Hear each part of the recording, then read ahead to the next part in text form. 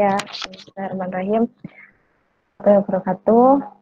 Kali ini aku akan presentasi case study yang aku udah kerjain, Pet Adoption Apps. Nah, aku bikin branding sendiri, iDog. Nah, tentang ini Pet Adoption App. Pertama introduction. Oke. Tentunya case tadinya udah banyak animal yang ada di membantu mengkoneksikan adopter dengan info-info yang dia butuhkan, shelter atau tempat penampungan hewan ini.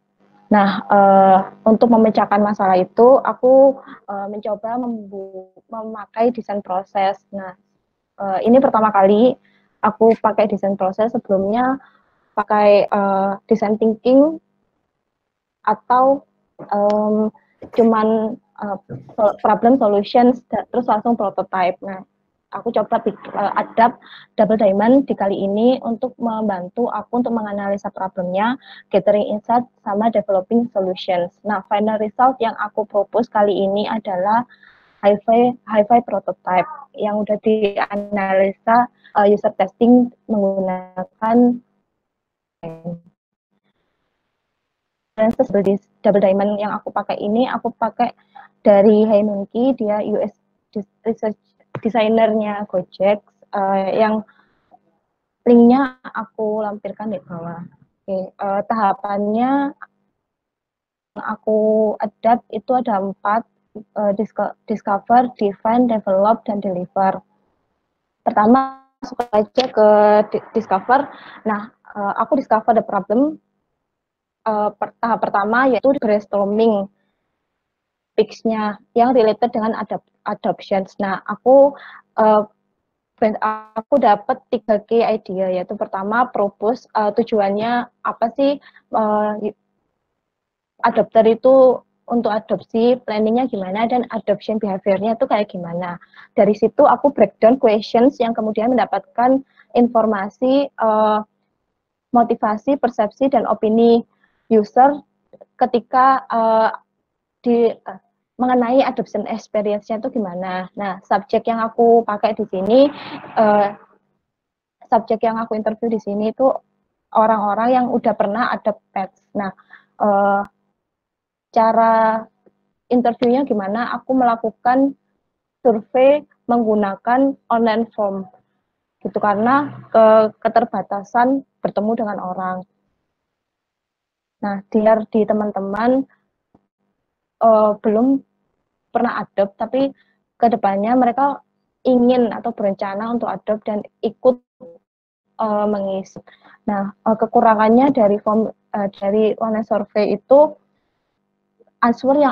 jawaban yang aku dapat itu general. Jadi aku harus nge-grouping untuk mendapatkan problem yang aku ingin untuk fokus.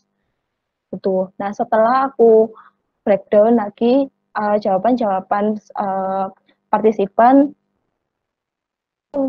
aku nge-grouping. Jadi questions-nya ini, pertama tentang mereka mau nggak sih ada pet, dan dimana sih mereka biasanya willing untuk ada pet, terus apa sih yang mereka lakukan pertama kali, terus ketika mereka nggak ada pet di tempat penampungan hewan itu kenapa, dan mereka tahu nggak sih tempat penampungan hewan di area mereka, apa challenge-nya dan problemnya ketika mereka mau adopt animal, dan berapa lama mereka untuk adopt animal. Nah, seperti itu. Aku dapat answernya, aku mendapatkan jawabannya. Aku grouping berdasarkan similarity. Nah, setelah mendapatkan 3 grouping, yaitu pertama difficulties on finding animal shelter on their area, yang kedua location and safety, yang ketiga less information of animal. Nah, dari pertama difficulties on finding animal shelter on their area, aku juga sempat polling, mereka tahu nggak sih animal shelter di area mereka. Nah, 91% partisipan menjawab mereka nggak tahu, dan kebanyakan mereka tuh emang tidak tahu. Aku kutip dari answernya, mereka tidak tahu tempat adopsi, kesulitan menemukan tempat adopsi hewan, karena taunya dari sosmed, jadi nggak pernah tahu adanya tempat penampungan hewan, dan atau mereka pernah menghubungi tempat penampungan hewan, tapi responnya lama. Yang kedua adalah location and safety. Problemnya yang kedua adalah jarak. Mereka nggak tahu jaraknya seberapa jauh dan tempat adopsi yang trusted di dekat yang di dekat rumah mereka, sehingga akan kesulitan untuk membawa hewan calon hewan adopsi itu pulang. Ada isu safety juga, di mana mereka juga takut ketemu dengan pemilik hewan, apakah itu menjamin keamanan itu pemilik hewan atau penjahat, karena tidak ada informasi yang valid dan trusted tentang tempat adopsi yang ada sekarang. Yang ketiga adalah less information of animal. Aku lihat dari feedback user ketika mereka adopter ketika mereka mau adopsi hewan nih. Nah, ketika mau adopsi hewan, apa sih yang mereka butuhkan? Itu mereka menyiapkan kebutuhan-kebutuhan dari hewannya dan perawatnya gimana dan adaptasinya gimana. Mereka membutuhkan info-info tentang hewan tersebut. Nah, ketidaktahuan mengenai hewan tersebut itu jadi obstacle buat mereka. Nah, aku defining the problem and solutions. Tapi sebelum itu ada tambahan bahwa masalah dari user juga tentang waktu, bahwa melakukan adopsi ini membutuhkan waktu yang cukup lama bagi mereka, yaitu kurang dari 1 minggu sampai lebih dari 1 bulan. Mayoritas partisipan menjawab. Nah, berdasarkan informasi yang aku dapat dan aku grouping berdasarkan similarity dan aku grouping kumpulkan ke satu masalah dijadikan concern, yaitu information, di mana adopter ini kesulitan untuk mendapatkan informasi mengenai shelter dan hewan dan keamanannya. Tuh. Sehingga dapat disimpulkan bahwa problemnya adalah adopter ini membutuhkan tempat penampungan hewan, informasi tempat penampungan hewan terdekat dan informasi mengenai hewannya, sehingga membuat adopter itu lebih mudah dan lebih aman untuk mengadopsi hewan. Nah, shelter atau tempat penampungan hewan juga akan lebih mudah untuk mendistribut animal mereka. Jadi solusinya aku propose untuk membuat mobile apps yang bisa membuat adopter itu mengadopsi animal berdasarkan lokasi mereka dan preferences animal yang mereka mau. Kenapa sih aku propose mobile apps? Kenapa nggak web atau yang lain? Nah, karena goalsku adalah karena tujuan yang tadi si adopter itu bisa menemukan hewan yang dekat dengan rumahnya. Nah, itu bisa menggunakan maps gitu dengan mudah, atau bisa mengunjungi shelter terdekat langsung menggunakan maps yang dari HP-nya. Jadi akan lebih mudah untuk ngedeteksi lokasi jika menggunakan mobile apps dan lebih in-hand. Jadi hanya menggunakan handphone mereka bisa menemukan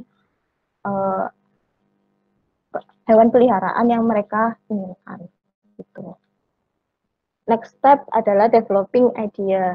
Nah, sebelum aku masuk ke user flow dan lain-lain, aku coba nge-list main feature dari aplikasi yang aku akan kembangkan. Itu akhirnya aku nge-breakdown ada 3, yaitu pertama user bisa menemukan hewan terdekat dengan mengisi kota mereka atau alamat mereka. Yang kedua bisa langsung ngekontak dan dapat informasi tentang tempat penampungan hewan. Yang ketiga bisa mendapatkan informasi tentang hewan yang diinginkan dan tips-tips perawatan hewan misalnya. Selanjutnya aku coba untuk sebelum ke screen, aku coba untuk bikin user flow untuk visualisasi user proses user dalam menggunakan aplikasi. Nah, bisa dilihat di sini. Pertama, dari homepage dia bisa nge-input city-nya, ada user profile dan bookmark dan chat. Dari homepage user bisa nge-input city dan mencari data. Nah, dari situ bisa user bisa nge-filter atau seleksi lagi hewan peliharanya berdasarkan tipe hewan, berdasarkan peranakan atau jenis kelamin. Nah, kemudian user bisa melihat detail informasi tentang hewannya dan detail informasi tentang animal shelter yang kemudian bisa langsung chat shelter untuk booking atau tanya-tanya detail informasi hewan atau detail informasi address animal shelter-nya. Bisa bookmark hewan itu yang kemudian nanti bisa dilihat next time misalnya. Tuh. Oke, next step adalah building the prototype. Nah, dari building prototype ini, hal yang pertama aku lakukan adalah wireframing, oret-oretan. Sebelum masuk ke hi-fi mockup. Jadi dari sini aku coba bikin page-nya berdasarkan user flow yang aku buat ini. Nah, final result-nya seperti ini. Jadi halaman pertama login, kemudian ada waktu user melakukan user mencari lokasi berdasarkan yang dia inginkan, terus ada kategori hewan, tempat penampungan terdekat dan rekomendasi hewan gitu.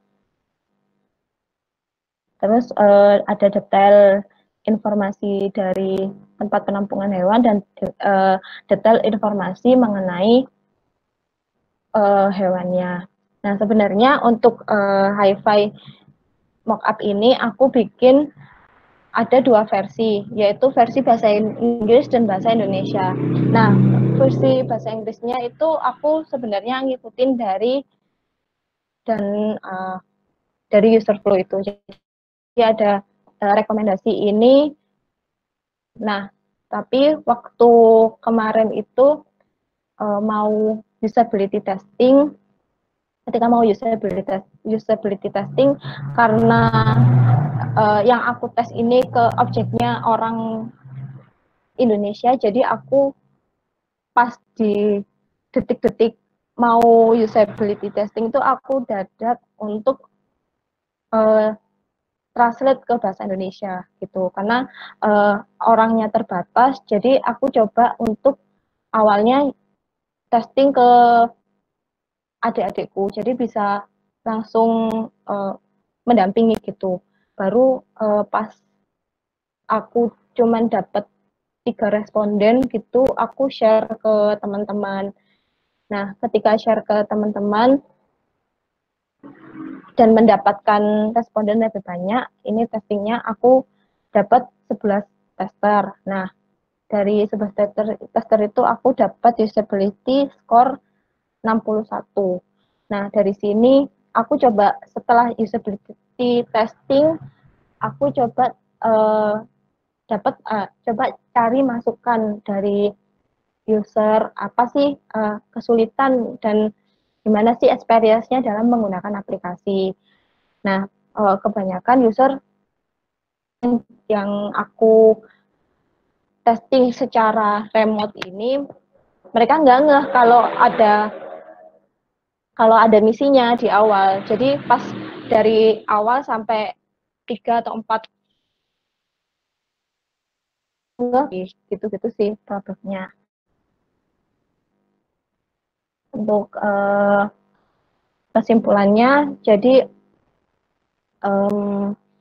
selama selama ngerjain one week design challenge ini emang bener-bener aku terlalu lama dalam mengerjakan problem dan solusinya, dan bingung antara milih desain proses, karena sebelumnya ketika ngerjain case tadi nggak benar-benar ngikutin desain proses. Jadi kali ini benar-benar ingin belajar ngikutin step by step. Nah, terus manajemen waktu juga, manajemen waktunya yang mungkin kurang. Terus di survei yang nggak maksimal juga, karena ketika survei dilakukan secara online dan mungkin pertanyaannya juga kurang bisa menarik jawaban yang mengerucut dari user. Itu sih. Sekian dari presentasi aku. Ke Mas Anggi dan reviewer. Terima kasih. Oke, terima kasih Mbak Cynthia. Oke, tadi itu penjelasan dari Mbak Cynthia mungkin udah cukup jelas ya. Oke, langsung aja mungkin Mas Fadil, kira-kira udah siap Mas untuk memberikan feedbacknya? Sudah Mas. Oke, monggo. Mas Fadil, saya langsung limpahkan ke sampean ya. Monggo Mas. Oke, selamat sore. Assalamualaikum warahmatullahi wabarakatuh. Waalaikumsalam. Jadi gini Mbak Cynthia, dari beberapa batch yang kemarin itu baru satu yang pakai selain design thinking. Nah ini baru nemu sampean. Terus kedua, penyajian hasil research-nya keren, ada grouping berdasarkan permasalahan yang sama dan fokus pada grup masalah itu. Cuman saya mau tanya, kenapa solusinya adalah aplikasi? Karena begini, kalau misalnya user install aplikasi yang kita develop, terus kemudian hewan yang ingin diadopsi itu sudah berhasil mereka dapatkan, sehingga problemnya solve. Nah itu bagaimana kalau misalnya problemnya sudah solve, terus dia nggak ada kepentingan lagi dengan aplikasi yang kita develop, sehingga aplikasi yang sudah diinstal di HP-nya itu di-uninstall.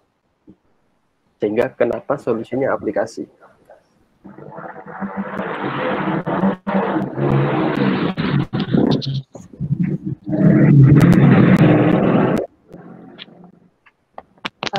Benar.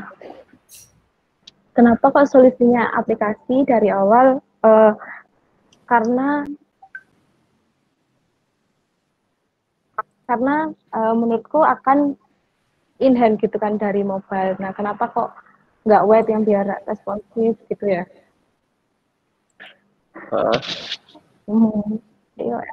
Emang question sih, bentar. Ya loh Mbak, gimana Mbak? Suaranya Mbak putus-putus. Oh. Mungkin kalau dari aduh pertanyaannya. Iya sih. Pertanyaan gini, kenapa solusinya aplikasi? Soalnya kalau jawabannya adalah in hand, ketika problem dari user tersebut sudah solve, hewan yang ingin diadopsi sudah dapat, dan dia sudah tahu, oh tempat beli atau tempat adopsi hewannya di situ. Ya udahlah, aku nggak usah nginstal aplikasi ini. Memenuhi memori HP misalnya. Terus dia uninstall aplikasi yang kita develop. Ya apa? Oke, mungkin orang ketika butuh gitu bisa uninstall ketika mereka nggak ada keinginan untuk adopsi lagi. Tapi next time ketika mereka mau adopt lagi, gampang bisa nyari di Play Store gitu, dan aplikasinya ada. Dan untuk shelter juga ketika ada hewan, ketika mereka setiap kali update ada hewan baru, ada hewan baru yang masuk misalnya gitu. Nah, itu akan mudah bagiinnya gitu loh, pakai aplikasi itu. Itu sih menurutku. Terus dan problemnya di lokasi itu tadi. Menurutku kalau pakai aplikasi akan lebih gampang untuk direct mereka pakai maps-nya tadi sih. Itu sih aku mikir. Oke, saya punya insight atas dasar, saya kan beberapa minggu yang lalu kan juga udah ketemu peserta-peserta lain kan. Cuman saya pikir-pikir ada solusi yang menurut saya itu jauh lebih apa ya istilahnya tuh tanpa memerlukan effort development yang panjang. Contoh ya, di di Instagram itu ada fitur untuk kita masukkan link tree, bener ya? Untuk masukkan link tree. Nah, kemudian di Instagram juga kita bisa kirim email ke pemilik Instagram, kita bisa chat pemilik Instagram, bahkan kita bisa launch map dari profil Instagram rumah penampungan misalnya. Nah, terus bagaimana? Tadi kan ada masalah untuk mengadopsi hewan butuh kesehatannya bagaimana, terus kemudian tipe bulunya atau track record hewan itu seperti apa. Itu menurut saya lebih kalau saya ya, itu lebih nyaman pakai Instagram tanpa harus install aplikasi baru. Nah, kenapa? Karena saya sering lihat gitu loh, ya mirip-mirip sama hewan, cuman ini ke aplikasi Instagram penjualan iPhone. Jadi ada salah satu Instagram penjual iPhone di Surabaya itu, dia bagus kontennya. Jadi kalau handphonenya itu sudah terjual, dia hapus kontennya itu. Tapi kalau udah ada barang baru masuk, iPhone second, dia re-upload lagi dengan status available. Jadi iPhone X available, ini available, ini itu available. Terus dia memainkan ini. Kan kalau di Instagram itu bisa posting lebih dari satu gambar. Nah, dia bisa posting warna, terus slide pertama, baterai health-nya berapa persen, slide kedua, baterai health-nya berapa persen juga. Nah, kalau menurut saya, memaksimalkan fitur yang ada di Instagram, itu secara development cost dan juga time, itu lebih hemat.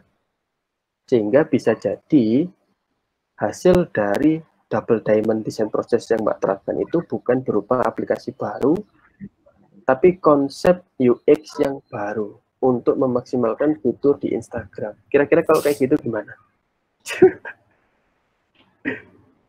Aku setuju pakai tentang fitur itu. Cuman itu berarti kan sama yang ada di statusku bahwa animal shelter yang ada sekarang itu mereka cuma pakai sosial media.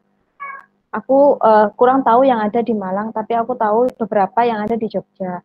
Nah, dari situ, dari Jogja pun akhirnya animal shelter-nya tuh tetap penuh gitu loh. Jadi karena kurang, gimana ya, kurang bisa nge-share informasi yang lebih detail. Untuk menseragamkannya pun akan effort. Misalnya emang bisa di satu tempat penampungan hewan dia ngasih info yang kayak dicontohkan di satu toko, dia ngasih info detail gitu kalau di Instagram. Nah, di tempat penampungan hewan lain infonya akan berbeda gitu. Nah, ketika pakai aplikasi ini mungkin akan infonya akan detail karena requirement dari aplikasinya. Mungkin gitu. Karena problemnya ya beberapa aku research beberapa emang udah ada animal shelter, tapi nggak di notice gitu loh sama orang gitu. Dan nggak trusted. Emang itu benar animal shelter yang terpercaya apa enggak sih? Atau jangan-jangan ketika udah janjian itu penjahat. Oh, berarti dari penjelasan barusan Mbak Cynthia utarakan, berarti gini, kalau Instagram saja dengan jutaan penggunanya kurang mampu menarik perhatian dari calon adopter, berarti kan how might we, bagaimana cara atau bagaimana jika menggunakan aplikasi yang sampean develop itu bisa menyebarkan informasi ke calon adopter. Kenapa? Padahal begini, Instagram itu orang sering pakai dan hampir setiap device yang punya smartphone pasti punya Instagram. Itu pun informasinya nggak sampai, berarti ada problem di situ. Itu satu.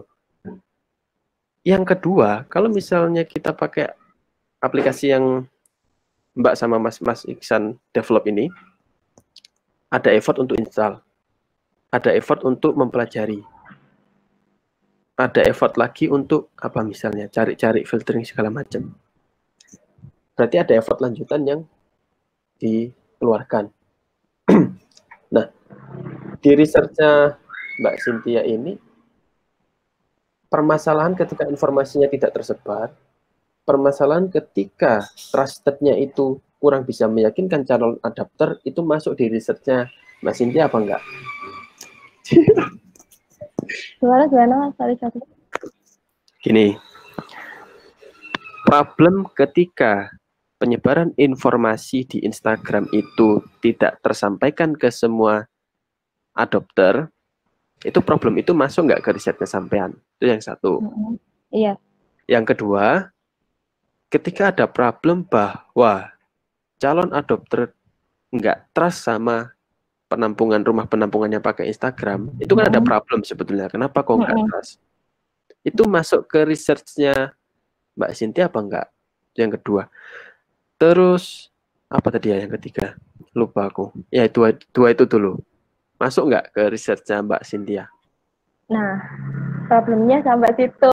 Bahwa aku dapat insight-nya bahwa nggak ada infonya dan trust, tapi nggak aku ulik lagi. Kenapa sih? Nah, benar sih, Mas. Bener ya? Benar. Kira-kira, ya bener ya. Terus gini, ketika Mbak Cynthia melakukan research, ya mulai dari penyebaran kuesioner, kemudian pemilihan user, kalau menurut saya ada satu step yang kurang, yaitu menentukan apa yang mau dicapai ketika kita hendak melakukan research. Nah, hal ini penting untuk melakukan benchmark. Ketika kita sudah selesai melakukan research, apakah hasil research-nya itu sudah sesuai dengan harapan yang kita inginkan dari research itu? Nah, sampean ada nggak? Aku cuman ada tiga ada 3 yang akhirnya aku key ideas yang akhirnya aku develop untuk jadi question. Aku pengen tahu apa, planningnya gimana, sama behaviornya gimana, cuma itu sih. Cuman emang goals dari research-nya masih bisa digali ya? Iya, masih bisa digali lagi. Oke. Cuman saya senang lihat ini loh, penyajian dokumennya. Satu, pakai Figma, unik. Terus yang di bagian defining the problem and solution, ini problemnya dikelompokkan, itu keren. Terus ada yang defining the problem and solution, ini juga bagus. Terus kemudian, nah cuman yang kurang adalah apa kaitannya di defining the problem and solution ya? Apa urgensinya dari problem dan solution ini, sehingga solusinya adalah mobile apps. Itu. Terus habis itu user flow-nya juga bagus, runtut datanya, ada wireframing-nya juga. Terus dari segi UI sekarang. Di segi UI ini ini saya lihat di page 12 Mbak, di Figma final result. Boleh di itu aja Mbak, di share screen lagi coba, mungkin bisa lebih ambil diperagakan begitu.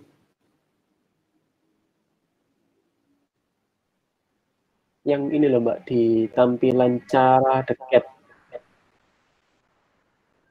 Ya, Nah, yang cara dekat itu coba bisa di zoom nggak?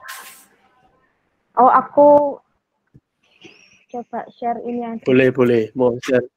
Ya, boleh. Ya lemot Mas, maaf ya.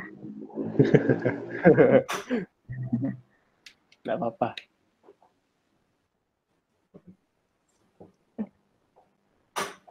Cara dekat.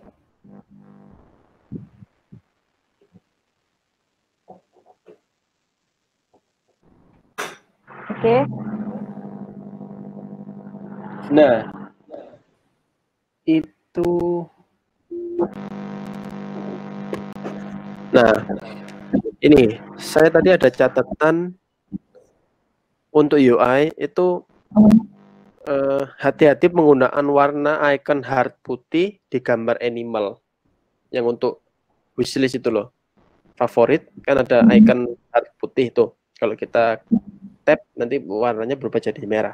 Nah, cuman itu hati-hati ketika background dari animalnya itu sama-sama warna putih. Ya. Iya sih. Karena misalnya nanti ngeblend nanti antara icon warna putih sama background warna putih. Kayaknya yang Hamtaro ya pernah. Nah itu. Harusnya dikasih struk nggak sih Mas? Dikasih, biasanya kalau aku bikin itu saya kasih background lingkaran warnanya abu-abu gitu. Terus penggunaan ikonnya itu sudah unik dan sudah konsisten ya yang ini. Nah yang kayak American Short Hair 1 tahun coklat. Cuman ada beberapa icon ya yang di cara dekat ini yang sebaiknya itu pakai teks saja daripada icon. Karena 1 tahun kalau ikonnya seperti ini, saya bisa saja berasumsi bahwa 1 tahun lagi meninggal ini. Ya, bisa nggak? Atau ini durasi untuk pemeliharaannya 1 tahun, atau bisa juga umurnya 1 tahun. Masa aktif. Ya, masa aktif 1 tahun. Akhirnya multi tafsir. Terus yang coklat ini kalau dari jauh gini ya, ini ikon bola. Bola apa? Volley. Nah, terus kalau yang betina, oh ini berarti jenis kelaminnya. Nah, sehingga ini kan insight baru ketika aplikasi dites oleh user. Berarti ada dua dari 4 icon ini yang multitafsir ikonnya. Sehingga kalau memang masih ingin menggunakan icon seperti ini, coba diimprove lagi supaya message yang sampai ke user itu benar bahwa 1 tahun ini umur dan coklat adalah bulunya. Itu. Terus hasil testing di PPT Figma yang nomor 13. Nah, ini sebaiknya ada kesimpulan per masing-masing mission. Gitu, Bu. Jadi, kalau misalnya hasilnya adalah 100, kenapa 100?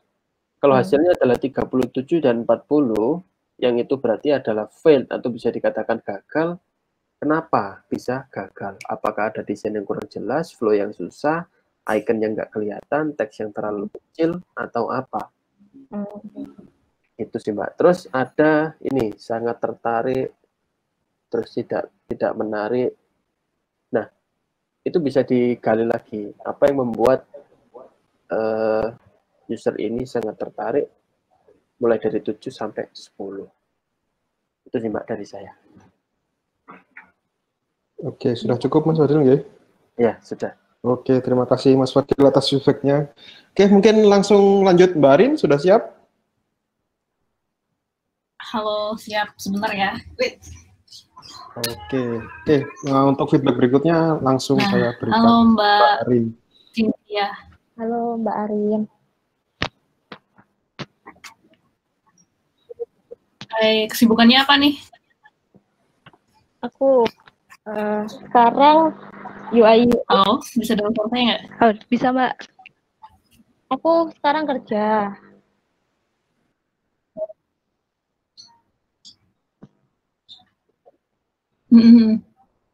Halo? Oh, UI UX juga. Iya, junior UI UX. Halo, suara saya delay ya? Dengerin Mbak Halo, apa suara dulu saya ya? delay nggak? Nggak. Ya.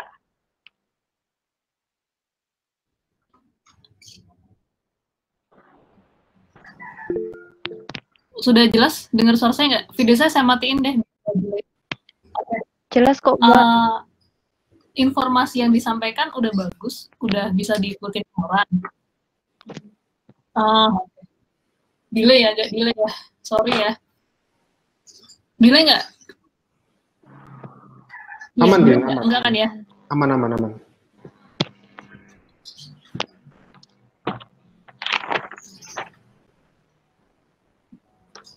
Halo, ya. Boleh, bisa saya mulai ya? Yuk. Oke. Nah, tadi ada beberapa catatan di tempat saya. Mungkin kita coba breakdown dari awal ya. Kita urut dari objektifnya. Sip. Objektifnya ini kan untuk di research-nya easier and safer. Bener nggak? Awal objektifnya seperti itu untuk riset ini. Sorry. Nah, tapi tadi itu di page yang ke-7 sempat disebutkan informasi itu juga jadi masalah. Nah, saya tadi nggak dapat gambaran kenapa make easier and safer bisa masuk ke information problem. Coba boleh dijelasin lagi nggak yang bagian itu?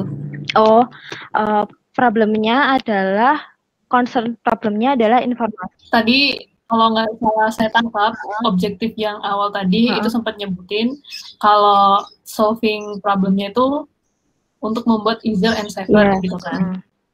Cuman waktu di page 7 di bagian bawah itu sempat disebutkan juga informasi itu jadi masalah. Oh. Nah, boleh nggak Oke. Jadi maksud aku yang di page 7 itu problemnya adalah informasi. Kenapa sih informasi itu jadi problem? Karena kurangnya informasi, which kan di bawahnya aku jelasin, which they difficult to get information gitu.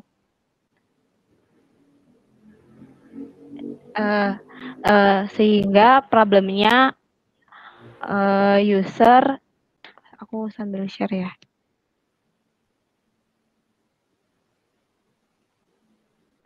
Oke, di page 7 itu aku emang nge-breakdown bahwa concernnya adalah informasi. Nah, informasi, apa sih informasi? Nah, mereka difficult to get informasi of animal shelter in their area, location, dan security, and information of characteristic animals gitu, Mbak. Jadi problemnya agar to make it easier and safer, mereka butuh informasi yang lebih banyak gitu sih. Oh, oke.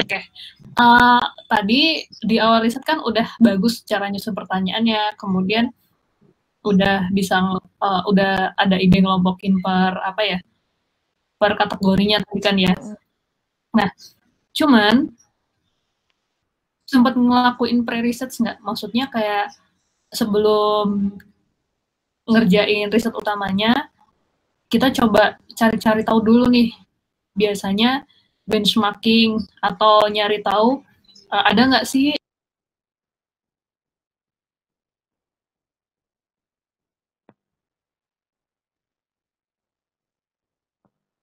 Bentar. Mbak Arin kayaknya keputus ya? Iya Mas, tiba-tiba ngilang. Bentar Mbak ya. Oke, Mas. Putus. Tak chatnya dulu.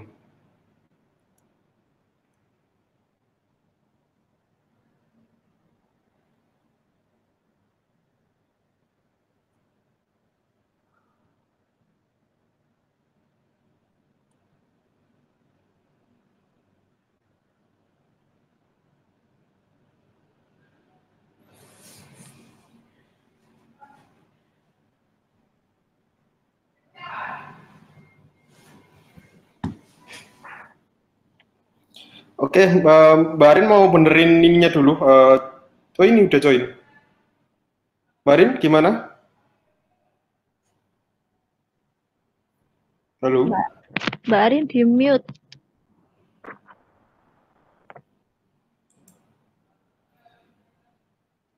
Kemute Rin, kemute.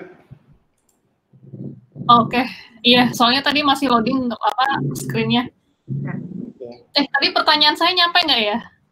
Masalah benchmarking, apakah ada aplikasi yang apa namanya similar kayak gitu? Kemudian ada isu-isu tentang pet shelter atau isu-isu dari orang-orang yang mau nyari orang yang justru dia tuh punya kelebihan hewan dan hewannya mau dikasih ke orang. Nah, kayak gitu. Sempet sih, itu. Cuman emang nggak deep gitu waktu research.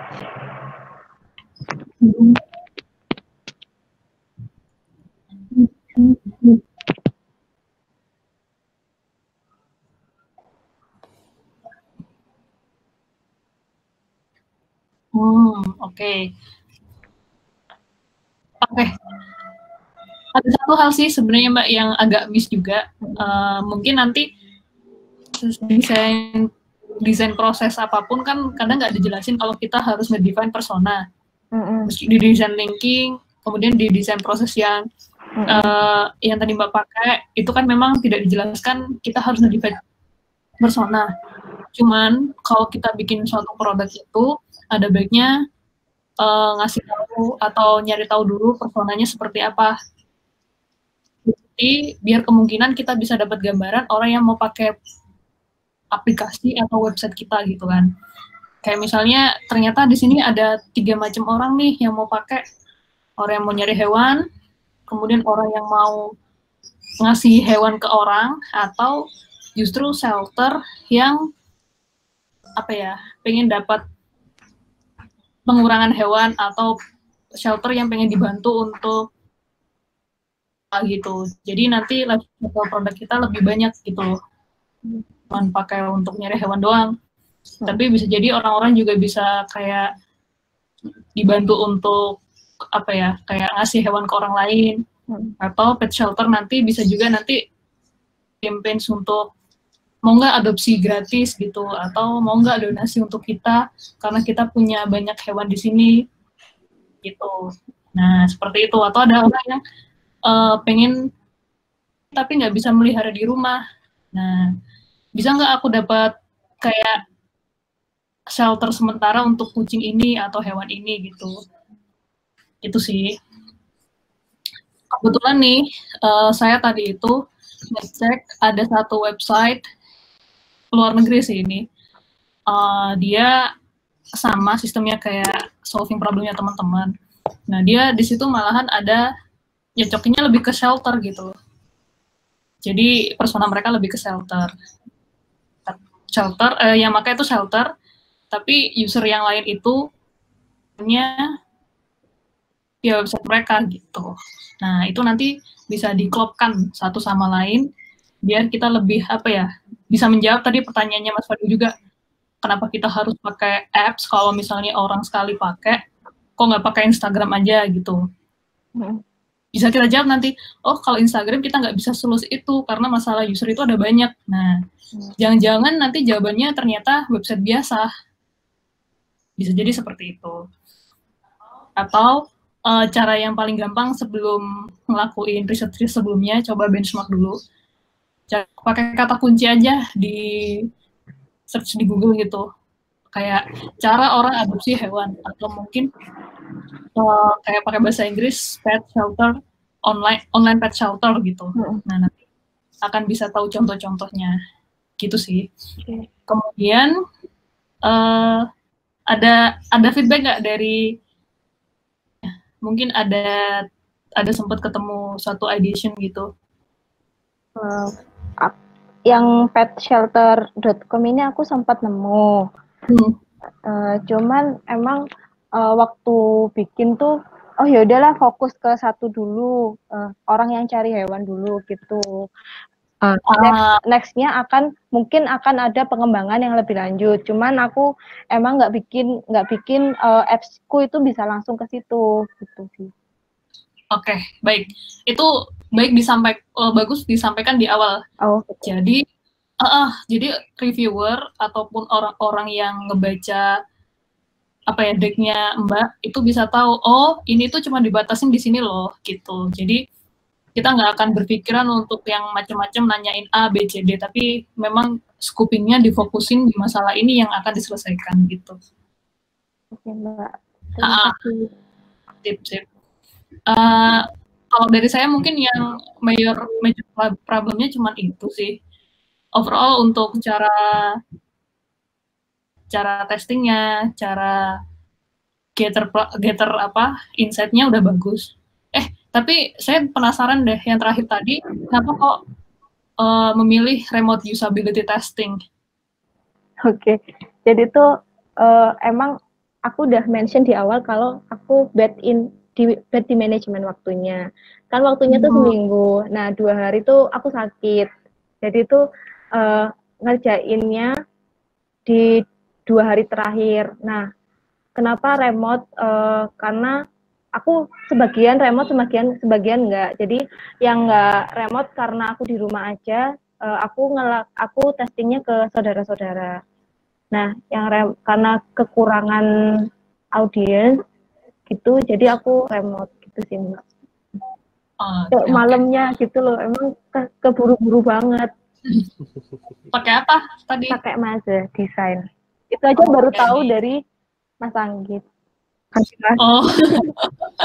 Sebelumnya nggak tahu. Tapi kan udah kerja di UI UX nih. Idealnya berapa lama untuk ngerjain satu desain gitu? 1 minggu itukah atau bahkan lebih lama gitu? Untuk sampai dapat prototyping lah minimal atau flow. Kalau dapat prototyping aja seminggu, cuman feedbacknya itu bisa lebih lama sih. Oke, berarti paling nggak udah bisa ini ya Pak, kayak riset tentang apa, udah tahu harus belok kemana, harus nyari di mana gitu kan ya? Kalau itu karena ada tim researcher sendiri, jadi jadi gitu Mbak ya. Udah. Oke. Di mana kalau boleh tahu kerjanya? Di Kapan Lagi. Oh, di Kapan Lagi? Ya. Remote tapi di Malang atau? Di Malang. Oke, semangat ya. Terima kasih. Dari saya cuma itu Pak. Oke, terima kasih Mbak Arin. Oke, langsung lanjut ke Mas MJ. Moga Mas MJ. Halo. Oke, moga Mas. Siap diberikan feedback-nya. Nggak kebagian sih saya. Nggak habis. Kalau dari aku, cara penyusunan dokumen sih udah oke ya. Cuman ada beberapa sih yang kurang, kayak penyajiannya itu kayak nggak ada chartnya, grafiknya gitu kan. Misal misalnya tadi kan bisa di grouping lagi, jadi nggak ujuk-ujuk langsung dikelompokin sendiri gitu kan, langsung ketemu masalahnya apa gitu. Jadi ada story-nya kayak gitu, dari masalah ini terus yang dari pertanyaan tadi kan ada banyak jawaban tuh ya, kayak e-chart atau apalah kayak gitu, jadi bacanya juga enak gitu. Terus dari apa yang tadi yang ribut-ribut masalah nanti aplikasinya diinstal atau enggak, atau kenapa solusinya seperti ini kayak gitu kan. Sebenarnya kan kalau kita desainer itu kan bukan cuma selain mikirin riset dan lain-lainnya kan, bukan cuma bikin UI juga kan, kita juga harus mikirin masalah bisnis prosesnya juga kan. Mungkin dari Mbak Cynthia yang aku lihat itu, kalau memang solusinya memang di mobile kayak gitu, seandainya terjawab solusinya di mobile apps, juga harus dipikirin bisnis prosesnya sih kayak gitu. Maksudnya apa ya, untuk menghindari yang katanya Mas Fadil tadi, kalau udah selesai, udah dapet animalnya, uninstall dong kayak gitu kan, ya, kayak gitu. Mungkin dari bisnis prosesnya bisa ditambahin apa ada progres perawatan atau ada kontes di situ atau apalah kayak gitu kan. Kadang-kadang yang terlewat dari desainer sih bisnis proses sih. Iya. Ya, Mas. Kalau lihat dari user flow-nya, menarik ada kontes. Kalau coba lihat flow-nya tadi, user flow-nya tadi. Dari user flow. Screen dah. Oh ya, aku share screen. Ini ya. Nah ini kan cuman apa, cari hewan lah intinya kan kayak gitu. Bookmark terus chatting selesai kan kayak gitu kan. Mana gitu nggak ada gitu kan. Bisnis prosesnya di mana nggak ada. Ya mungkin bisa ditambahin lagi, ada misal dibikin gamification apa. Dapat hewan kayak gitu kan. Oh progresnya gimana, terus sampai ada kontes cantik-cantiknya. Ya, apalah biasanya hewan yang dikontesin apa kayak gitu. Itu sih. Masukannya di situ sih. Jadi biar orang install itu ada alasan. Oh nggak mau uninstall karena setelah punya hewan ini ada proses-proses selanjutnya apa step apa gitu. Jadi engagement antara aplikasi sama usernya tadi dapat. Terus ya itu benar, hasil UT-nya itu apa, nggak ada itu. Jadi kata Mas Fadil nggak dicantumin, sayang banget itu. Jadi ada yang miss dari dokumennya tadi kan kayak menurutku sih apa chartnya, grafiknya tadi nggak ada gitu. Terus schedule untuk proyek ini juga nggak ada kan, berapa weeks pertama ngelakuin apa kayak gitu. Nggak ada ya. Terus ini kan pakai double diamond, sebenarnya kalau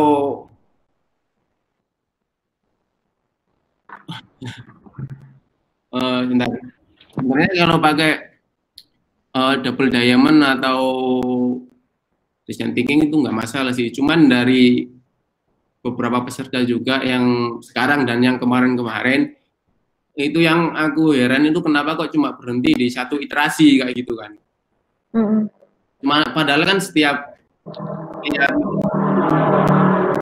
kan, misal kalau pakai double diamond itu kan, kenapa kok pakai double diamond segitiga itu, sebenarnya kan di dalamnya ada iterasi kan. Coba ke double diamondnya deh, halaman berapa tadi? Nah ini kan discover, define lah.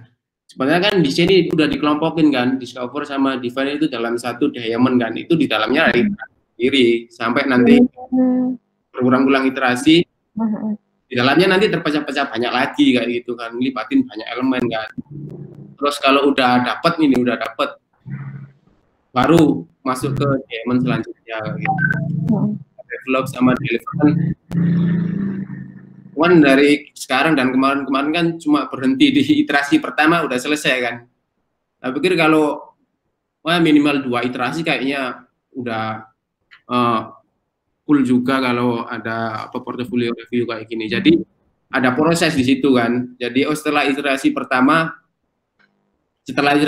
hasilnya ini, coba di iterasi kedua hasilnya kayak gini. Udah sampai itu aja cukup. Jadi orang itu melihatnya juga, oh jadi perkembangannya dari pertama sampai kedua itu seperti ini ya itu. Oke. Iya itu. Sama ada tadi pan dari Mbak Arin tadi ini apa? Kalau riset kan juga harus itu apa behaviornya kan kayak gitu. Harus dipikirin juga kan. Misal kalau pakai gadget itu, kalau pakai mobile itu kayak apa? Oh ya. Kalau kayak itu kayak apa gitu kan. Gitu. Terus nah itu juga kalau pengen nambah banyak insight kan risetnya bukan cuma di end usernya aja kayak gitu, apa pencari animal aja, tapi shelter juga kan perlu di riset juga. Mungkin problemnya bukan di user itu, tapi problemnya di shelternya. Jadi dari riset dari shelter nanti ketemu masalah-masalah baru kayak gitu. Kalau dari UI, coba UI-nya,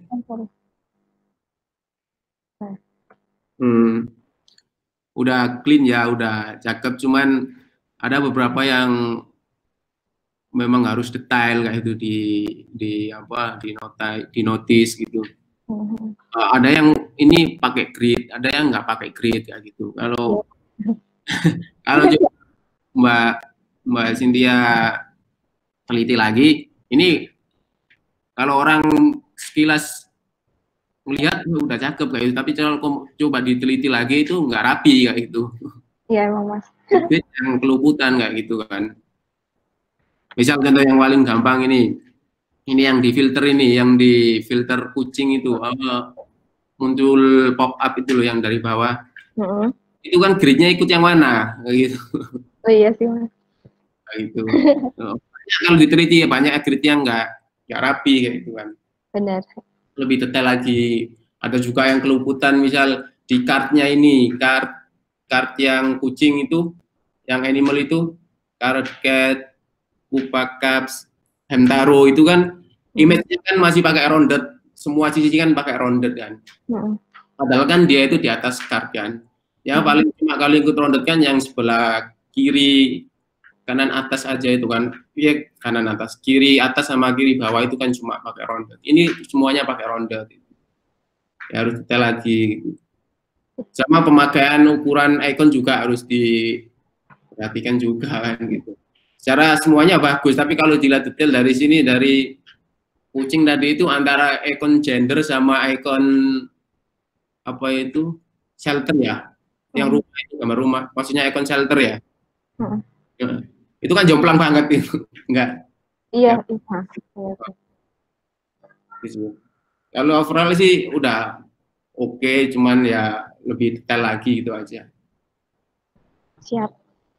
Mas aku mau tanya. Oh iya, silakan. Yang tadi ada beberapa iterasi, bisa berkali-kali iterasi gitu ya di setiap diamondnya. Coba misalnya di discover sama define. Nah, contohnya tuh gimana sih iterasinya? Apa dari nemu nih masalahnya, oh ternyata kurang gitu atau gimana? Iya, jadi kalau di bedah lagi di double diamond kan ada banyak. Misal yang di diamond yang pertama kan discover sama defend kan. Misal discover itu research kan. Apa terus clustering, terus apa bagi insight kan. Pokoknya apa namanya? Di dalamnya itu banyak kayak gitu. Sampai nanti kalau memang udah divalidasi misal validasi yang ke stakeholder kan, kayak gitu kan. Baru masuk ke diamond yang selanjutnya ke ideation sama implementation. Coba aku share ini sih, mana sih? Oh ya, aku stop sharing. Enggak, ini aku.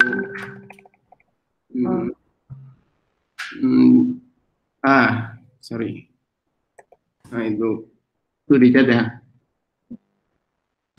Jadi sampai benar-benar masalah itu yang pertama itu tervalidasi gitu, baru masuk ke selanjutnya kayak ke diamond selanjutnya kayak gitu.